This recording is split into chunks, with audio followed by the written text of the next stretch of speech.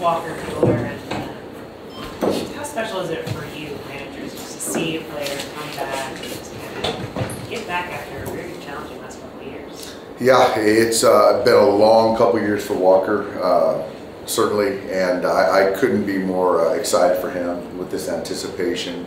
And I know there was a lot of emotion for him, his family, and for it to line up that he gets to make his first outing here at Dodger Stadium.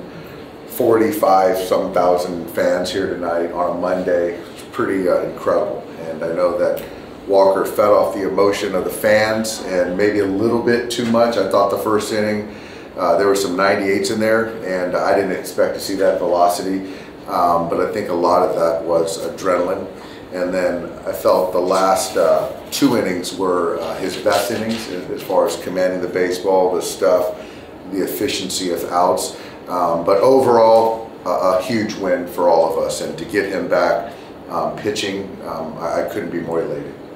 He asked you quite a bit last week. Like, is he going to have to pitch differently? Now, like seeing what the stuff is, like, is he going to be able to pitch sort of like how he was before? I think so. I've kind of used this phrase a lot, as you don't know until you know, and getting him out here in this environment, he was a couple ticks above as far as velocity than he was in his 6 rehab outings, and so I certainly believe that I'm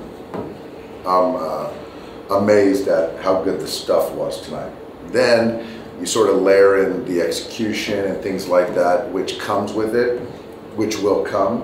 And then he gave up some hits, but I couldn't be more, excited about what's to come for Walker. The fact that he went out there in that first inning and just kind of, reached back and just threw the crap out of the ball, I don't have any fear. Does that kind of tell you that the old guy's still kind of in there? I was never concerned that the old guy wasn't going to be there, especially with that guy. But I was surprised at seeing 98 on the board. He was letting it rip, and he's healthy. We just talked to Dr. Elatrosh, and he was here in the house, and he was excited to see Walker's performance. He'll go on Sunday, so so get an extra day. But I'm sure tomorrow he's going to wake up feeling like he got in a car accident. His old body's going to be sore, but that's a good thing. And so he'll get back to being a regular major league starter. But we got Walker Buehler back. Dave, you stressed command during pregame. Was the command where you thought it would be for the first start, or better? In totality, I thought it was better than I expected. I really did. I thought there were some cutters that didn't get there. He left that breaking ball up to De La Cruz or Sanchez, one of those guys, Sanchez, for the 2-out base hit. The fastball misfired a little bit, but I thought it was much better than I expected, yeah. Just how significant was getting him back? I don't know for how he fits with his competitiveness, but just kind of everything that he brings to the staff.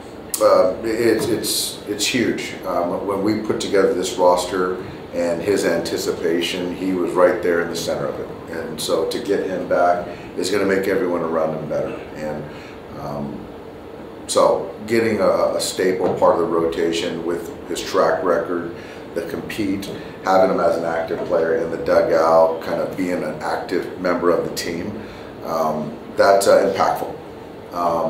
So I think that I really do believe this is the floor, and it's only going to get better as far as the execution, the ability to go deeper in games and things like that as he gets his legs under him. Dave, you talked about James Outman before the game. Obviously gets the home run, almost got a second one later.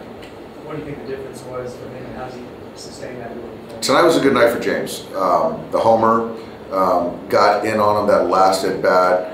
Just missed a homer, just a little foul ball on the one he struck out, and I thought that ball was down.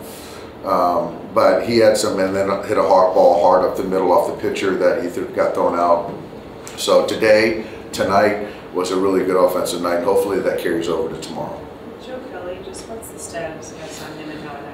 Yeah, he threw to the one hitter the other game and came out and felt something in the back of his arm, his shoulder, and kind of shoulder lat deltoid area. Got a scan. There was nothing remarkable, and so didn't show anything. So that's a good thing. So now it's just a sore shoulder that we've got to. He's obviously on the IL, but hopefully it's a short-term thing. And then Ryan Yarbrough, 3 scoreless, and ERA down to 270, 30 innings. Just how big has he been for this team, and how big of a luxury is just to have someone just play that role for you guys? Ryan's been great. He hasn't seen the field in a week, and he hasn't missed a beat. And so to go out there and give us 3 scoreless, it's not easy to do that. And so he's that Swiss Army knife that every team needs, and ready when called upon. And the 3 innings was huge. We got Alex in there who hadn't pitched in a few days, and so tomorrow, you know, essentially having everyone available except Blake. We're in a good spot tomorrow with Yamamoto going. But Yarbs is invaluable. He really is. And last year when we acquired him, and just seeing what he could do to our pitching staff, the versatility plus the production, man, it helps a lot. It helps us. Shohei been hitting good for average, but what's it just been like seeing the bombs he's put up the last 3 games?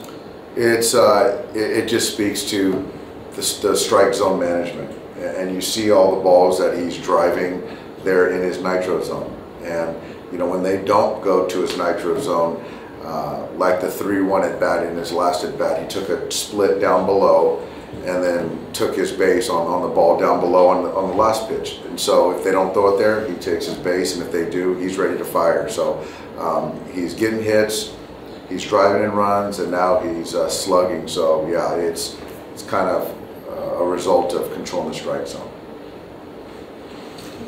Thanks, guys.